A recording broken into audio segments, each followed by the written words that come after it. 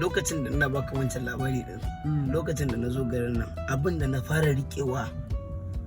a matsayin yaren su yawa idan na je na samu akwai wani ana ce mai Garba Jibo shi ma dan doguwa local government ne shi na fara zuwa na je na same shi na ce ya faɗa mini abin da idan fasinja ya tare na zan tambaye shi to ni abin da ya fara faɗa min na fara riƙewa shine Yudego zaka tafi yawa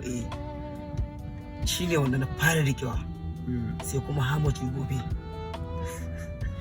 wa'annan ƙwaya biyun da fara riƙewa to ya aka gane inda zai je din inda bayan wa'annan ƙwaya biyun da na fara riƙe su tukunna ina Hamoti gobe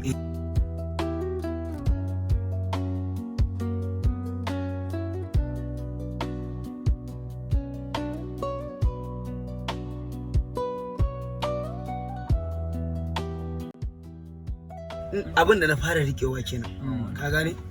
to bayan wannan na rike shi kuma wannan wallahi kwana na biyu ne da faɗa min wannan abin da rike su cas Yudego Hamoti gobe yawa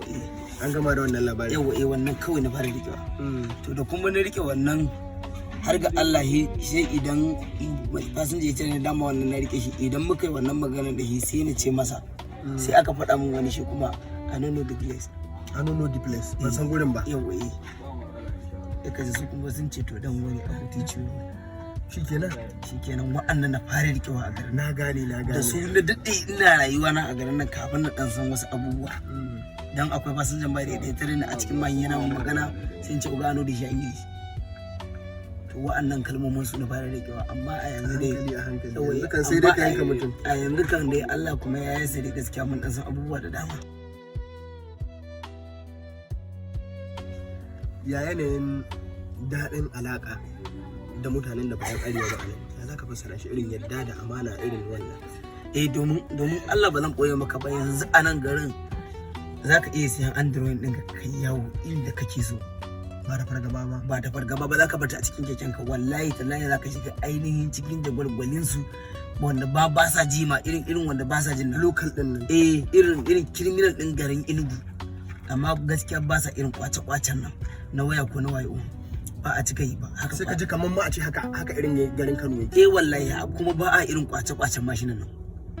gaskiya ba a cika yi ba saboda mu muna da wata tiraka ne ma wanda da gaskiya ana yawan kwacen mashina amma doka idan aka kwaci mashin kaman guda 1000 a garin nan to gaskiya zai wuya guda 3 siya akwai doka akwai tracking kuma mai tsanani sannan kuma nan da can an baka mashin ne amma ma'aikata suna da yawan challenging akan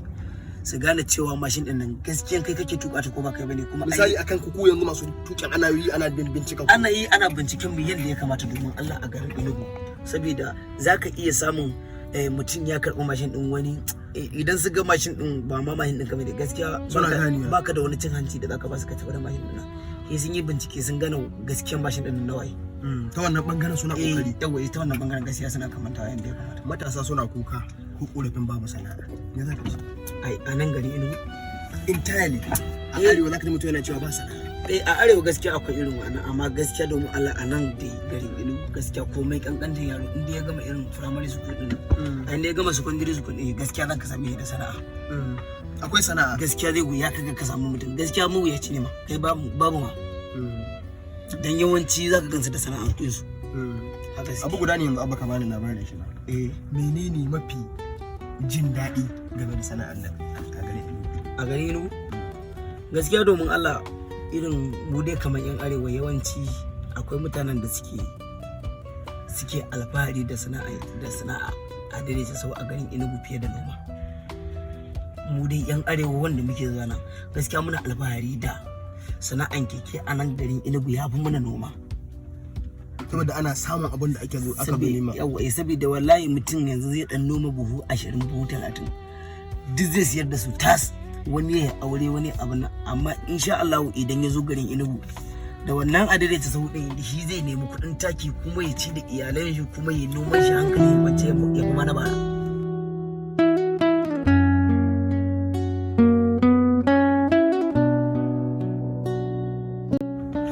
Allah ce Allah masanin gobe wannan tattaunawa ta bada kala duk da dai akwai tambayoyi da